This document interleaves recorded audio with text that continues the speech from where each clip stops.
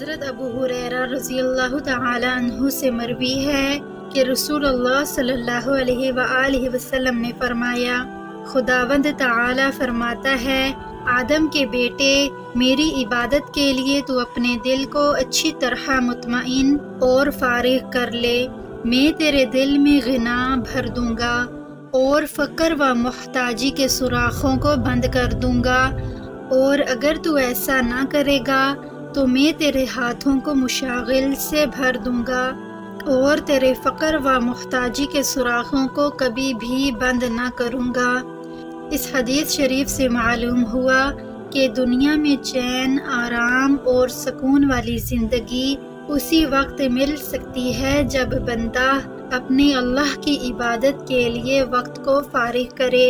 اور اگر ایسا نہ کرے گا تو دنیا کی ہوس اور پریشانیوں سے ہر وقت اس کی زندگی تلخ رہے گی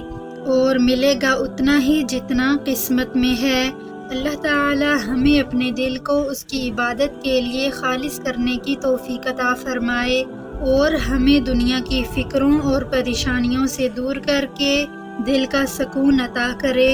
اپنی زندگی کو اللہ کے احکامات اور سنت رسول صلی اللہ علیہ وسلم کے مطابق ڈھالنا ہی حقیقی کامیابی کا راستہ ہے۔ مزید روحانی رہنمائی اور اسلامی تعلیمات کے لیے ہمارے چینل کو سبسکرائب کریں